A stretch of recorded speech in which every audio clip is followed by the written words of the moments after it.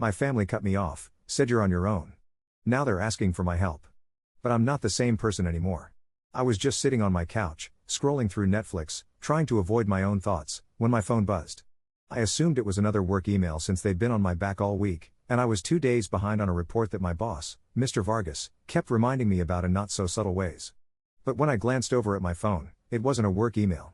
It was a text from my cousin Rena. Hey, we need to talk. Family stuff. ASAP. I just stared at it, rolling my eyes.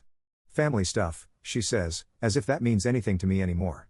Last time I checked, they'd told me I was too independent and needed to figure out my life without them propping me up. I sighed and tossed my phone back on the couch, reaching for the remote to keep scrolling, determined not to get sucked back into their drama. I'd washed my hands of all that years ago. But then the phone buzzed again, this time with a call from Rena.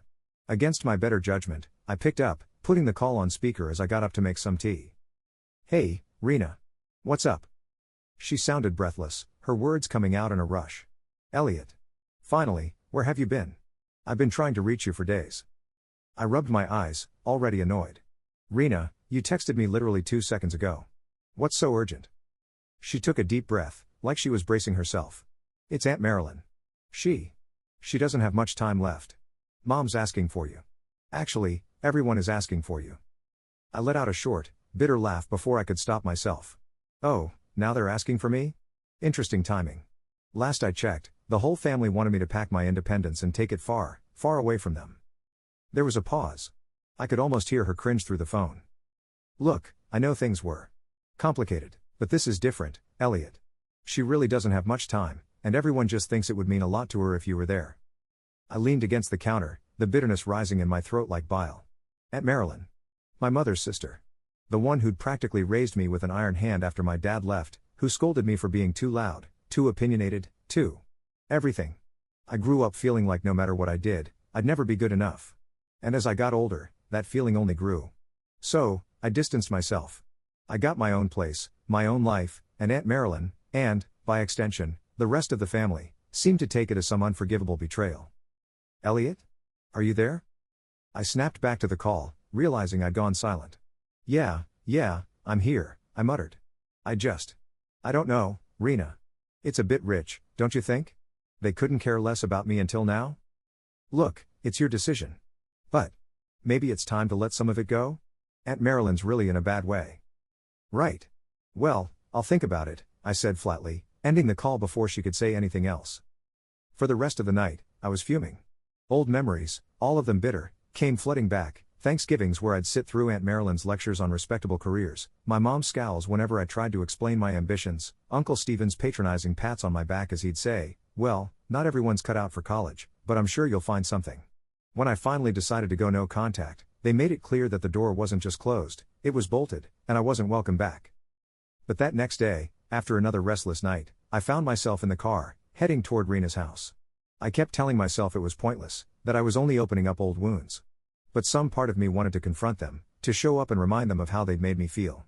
When I pulled up to Rena's house, I noticed a few other familiar cars parked outside, my mother's old sedan, my cousin Paul's truck, and, of course, the shiny silver Lexus that Aunt Tricia drove everywhere as if it were some status symbol. I took a deep breath, steeling myself as I walked up to the front door. Rena opened it before I even had a chance to knock, giving me a look that was somewhere between relief and guilt. Elliot, hey. Thanks for coming. Yeah, well, could hardly let you guys have all the fun, right? I muttered, stepping inside. The living room was full of familiar faces, each one turning to look at me with varying degrees of surprise and discomfort. There was my mother, sitting stiffly on the couch with her arms crossed, Aunt Tricia sipping coffee by the window, my cousin Paul leaning against the wall with his arms folded, and, lying in a hospital bed set up in the middle of the room, Aunt Marilyn herself. She looked frail. She was hooked up to tubes, her once intimidating figure reduced to a shadow of the woman I remembered. My mother's eyes narrowed as she took me in. Elliot, she said, her voice as cold and sharp as I remembered. I forced a tight smile. Mom. There was a painfully awkward silence, and then Aunt Tricia, ever the peacekeeper, cleared her throat. Elliot, thank you for coming. Well, it means a lot to Marilyn. To all of us. I crossed my arms, feeling the old resentment bubbling up. Did it mean anything back when I needed you all? Paul groaned, rubbing his temples. Come on, Elliot, can we not do this right now? Aunt Marilyn's in a really bad place. It's not the time. Yeah, well, Maybe you should have thought about that before you all told me I was on my own.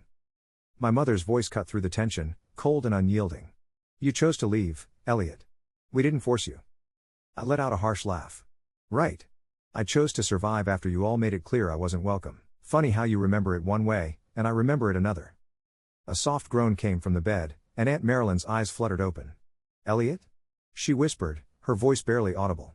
Against every instinct, I found myself stepping forward, approaching her bedside. Yeah, Aunt Marilyn, I'm here. She reached out a trembling hand, and, out of some strange, twisted obligation, I took it. Her grip was weak, her skin cool and papery. I was hard on you, wasn't I? She whispered, her eyes glistening with something I couldn't quite place. I clenched my jaw, holding back 1,000 things I wanted to say. You could say that. She looked away, her gaze drifting toward the ceiling. I thought it would make you stronger. I didn't know any other way to protect you. I scoffed, shaking my head. Protect me? By pushing me away? By making me feel like I was never good enough? That's not protection, Aunt Marilyn. That's isolation. That's what all of you did to me. You made me feel like I was completely alone. I let go of her hand, unable to keep the anger out of my voice. The room was silent, everyone staring at me as if I'd just committed some unspeakable crime. Paul finally spoke up, his voice strained. Elliot, look. I get it. You felt hurt. But we all have our issues, all right? Life's not perfect. I turned on him, the bitterness spilling out. Hurt? You have no idea. You all decided that because I wasn't like you, I didn't belong. And now that you're all here playing the supportive family act, I'm supposed to just forget all of it? My mother stood up, her expression fierce. Elliot, that's enough. You're being selfish. This isn't about you, this is about Marilyn. Is it, though? I shot back. Or is it about you all trying to pretend like you're something you're not? Because this family has never been there for me. Not once. Rena stepped forward, her eyes pleading. Elliot, please, can we just talk about this calmly? Maybe we can work through some of this. I shook my head, feeling the weight of years of resentment pressing down on me. No, Rena. You don't get it. None of you ever asked how I felt. You just assumed I'd figure it out on my own. And now that I did, you're all acting like I'm the one who abandoned you. My mother's face softened, just a fraction, but it was enough to catch me off guard. Elliot. Maybe we didn't handle things right. But we didn't know how to deal with who you were becoming. You always wanted more, and we just didn't understand it. I felt a lump form in my throat, but I swallowed it down. That's just it, Mom. You didn't want to understand. You just wanted me to fit into this little box you'd built, and when I didn't, you threw me out like yesterday's trash. She opened her mouth to respond, but no words came. Aunt Marilyn was watching me with a strange expression, something between regret and relief? Like she'd been waiting for me to say all this.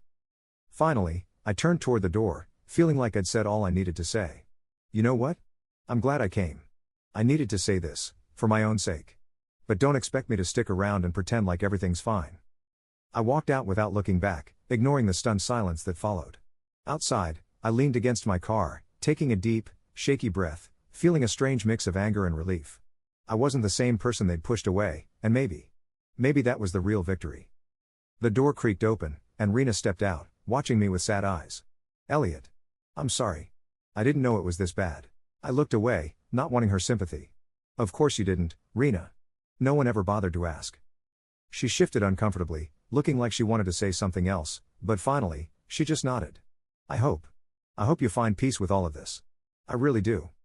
I nodded, getting into my car without another word.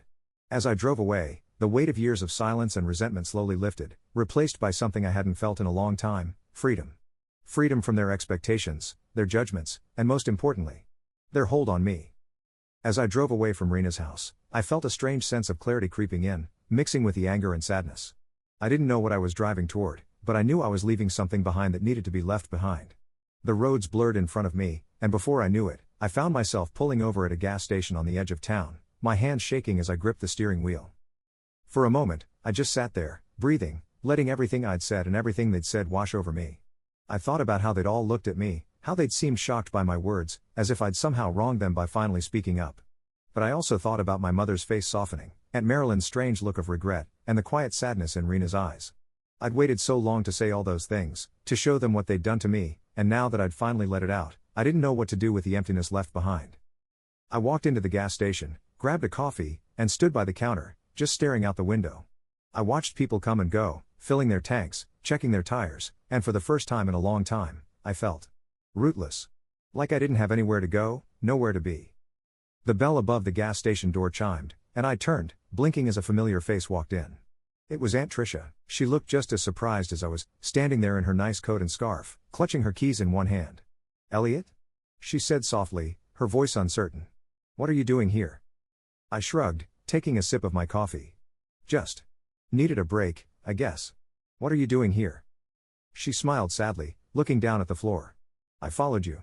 I wanted to talk to you alone." I raised an eyebrow, surprised. Aunt Tricia, out of everyone, had always been the quietest, the one who avoided conflict, who didn't get involved. Seeing her here, following me just to talk, felt strange, like something out of a dream. "What do you want to talk about?" I asked, my voice more guarded than I intended. She stepped closer, lowering her voice. "I wanted to say that I'm sorry. For everything.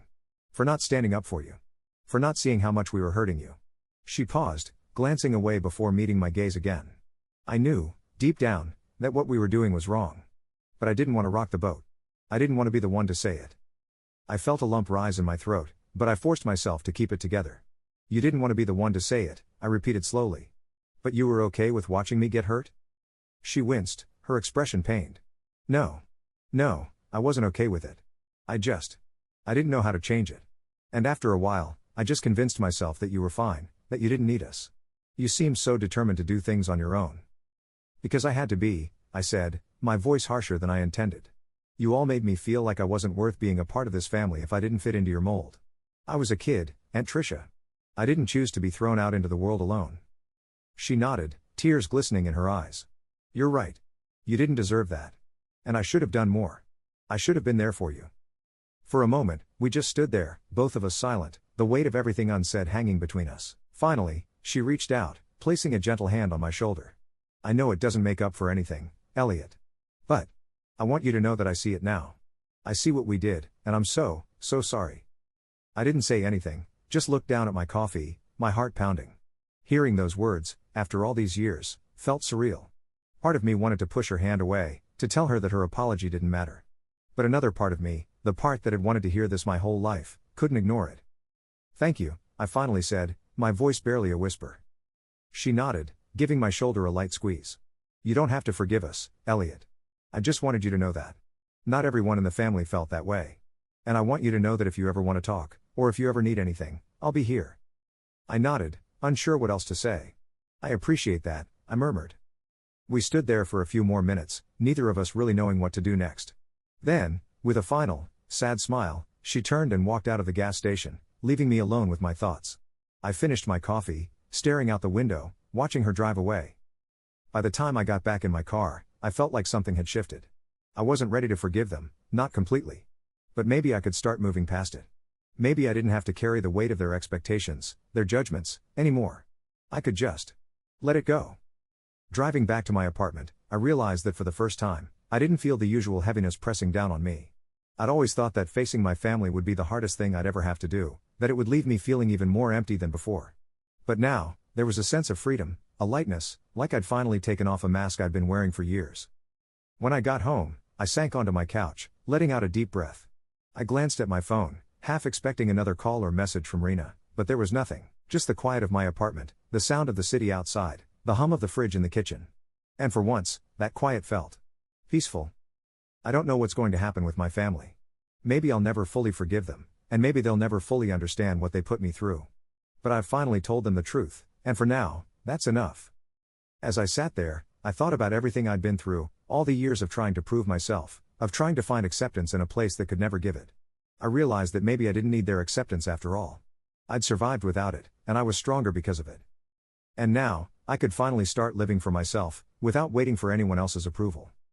The family I'd once clung to for validation had cut me off, forced me to fend for myself, and left me broken. But now, I'd put the pieces back together in a way that felt real, that felt like me. And for the first time, I felt ready to move forward, knowing that I didn't need anyone's permission to be who I was. In the end, I didn't need them to complete me. I had completed myself. And as I stared out the window, watching the city lights flicker in the distance, I felt a strange, quiet hope. A hope for a future that was mine alone, free from the shadows of the past. That night, I slept better than I had in years, finally at peace with the person I'd become, and the family I'd left behind.